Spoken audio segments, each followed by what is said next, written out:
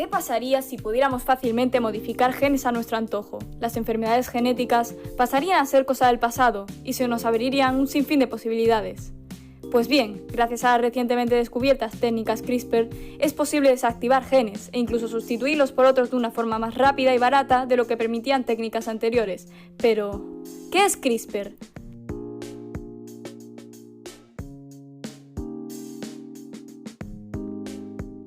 CRISPR en sí es un sistema que tiene algunas bacterias para defenderse de los ataques de bacteriófagos, pero se han investigado métodos de edición genética usando esta técnica. CRISPR son las siglas de Cluster Regular Interspace Short Palindromic Repeats, cuya traducción al español vendría a ser repeticiones palindrómicas cortas agrupadas irregularmente interespaciadas. Pero, ¿qué significa todo esto? Estas secuencias de ADN son cortas, de entre 23 y 55 pares de bases. También son palindrómicas, es decir, son un palíndromo. Sus bases se pueden leer igual al derecho y al revés. Esto es de suma importancia, ya que al transcribirse a ARN, esta característica les permite formar loops. Para aclarar esto mejor, el loop ocurre ya que las bases de un extremo de la secuencia son complementarias con el del otro, por lo cual se unirán formando esta estructura. Estas secuencias se encuentran repetidas y agrupadas en una región genómica, irregularmente interespaciadas por secuencias que no son iguales entre sí, denominadas secuencias protoespaciadoras. Estas secuencias son pertenecientes al ADN de bacteriófagos, ya que al sobrevivir a su ataque, estas secuencias son añadidas al ADN de la bacteria. Pero, ¿cómo funciona? Además de las secuencias mencionadas anteriormente, la inmunidad CRISPR requiere de genes asociados a CRISPR, o Cas para abreviar. También se necesitan genes que se transcriben en ARN transactivadores. El proceso comienza con las secuencias CRISPR y protoespaciadoras transcribiéndose en un solo ARN. Al ser palindrómicas, las secuencias CRISPR formarán loops. A esto se le llama ARN pre-CRISPR. Además, se transcribirán los ARN transactivadores y se unirán a ARN pre-CRISPR para ayudar a su maduración. Después, una ribonucleasa 3 cortará estas secuencias dejando secuencias CRISPR maduras, con una sola secuencia protoespaciadora. Finalmente, uno de los genes Cas se transcribirá y traducirá en una enzima de Cas del tipo 2. El caso más conocido de proteína Cas es la Cas9, la cual, junto con la secuencia CRISPR madura, formará el complejo CRISPR-Cas9.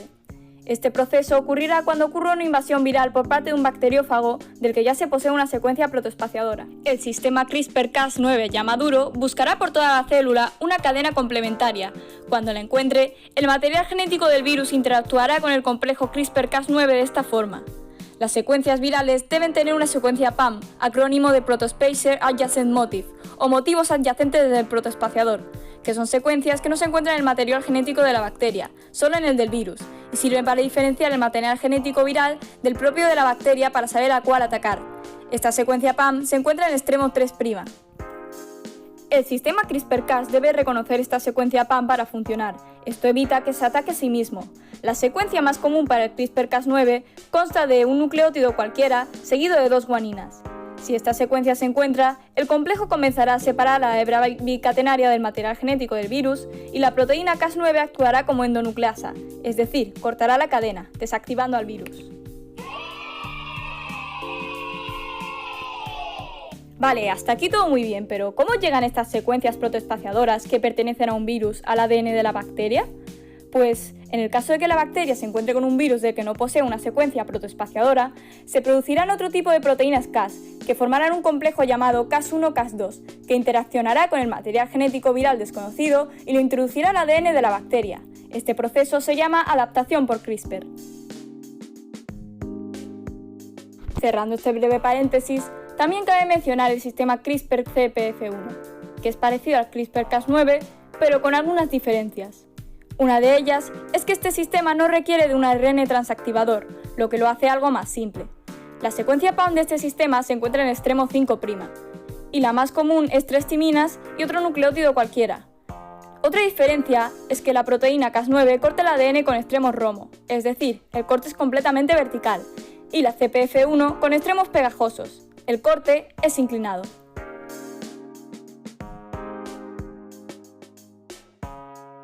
Al descubrir este sistema, los científicos pensaron en una forma de aplicarlo a la edición genética de otros seres vivos, usando como secuencia protoespaciadora el gen que se quería desactivar.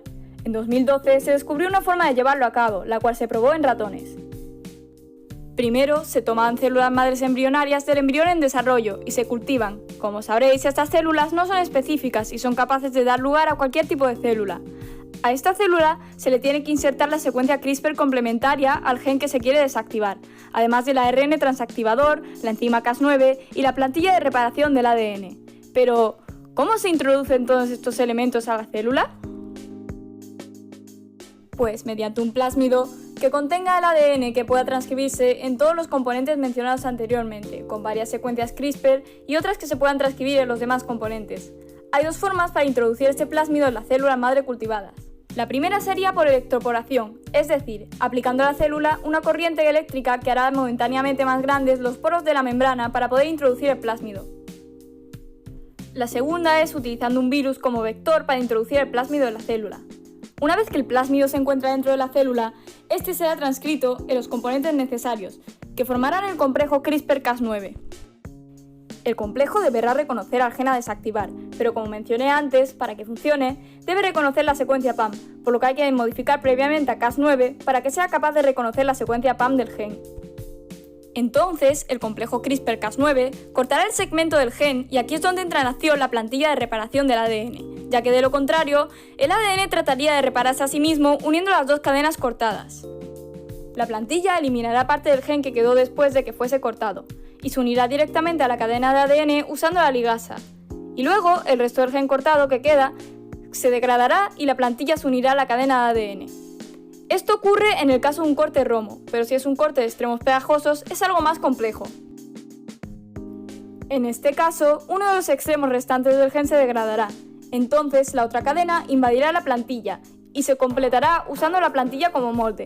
Entonces, el resto del gen que quedaba en esa cadena se degradará y la cadena se unirá mediante la ligasa y el resto del gen se degradará y este hueco será rellenado por una cadena complementaria gracias al ADN polimerasa.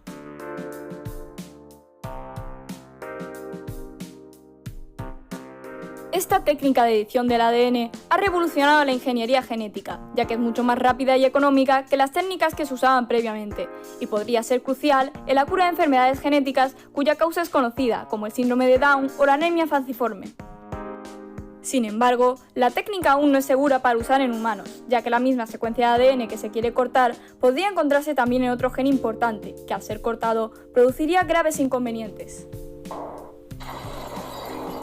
A pesar de esto, el científico chino He Jiankui llevó a cabo un experimento en 2018 en el que intentó usar la herramienta CRISPR en unas gemelas para inactivar el gen CCR5, que da lugar a una proteína de la superficie de los linfocitos que permite la infección del virus VIH, lo cual en principio las haría inmunes a este. Pero esta proteína también interviene en otras funciones, como proteger a los linfocitos del virus de la gripe, dejándolas expuestas a gripes más graves. Además, el experimento no fue tan exitoso como esperaba, ya que el gen solo se pudo eliminar en una de las dos gemelas, mientras que en la otra solo se eliminó una de las dos copias del gen. Además de que se cree que podrían ser quiméricas, es decir, que CRISPR solamente actuó en algunas de sus células, por lo que sus demás células no son inmunes al VIH. Aparte de esto, hay indicios de que CRISPR podría haber cortado otros genes con la misma secuencia, como mencioné antes. Se cree que esto puede haber afectado a genes que intervienen en la aparición de enfermedades autoinmunes.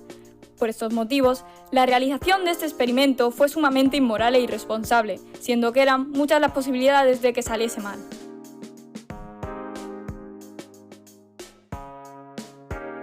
En resumen, esta técnica es sumamente prometedora, pero da lugar a un gran debate moral y a la necesidad de implantación de una legislación que regule los límites de lo que está permitido hacer con esta técnica. Y esto ha sido todo lo que quería explicar sobre CRISPR en este vídeo. Espero que os haya sido de ayuda para entender cómo funciona esta prometedora técnica de edición genética. Estas son las fuentes de las que he extraído la información que he utilizado en mi explicación.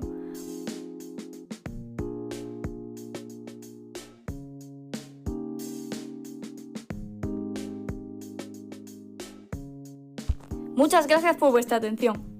Espero que tengáis un buen día y adiós.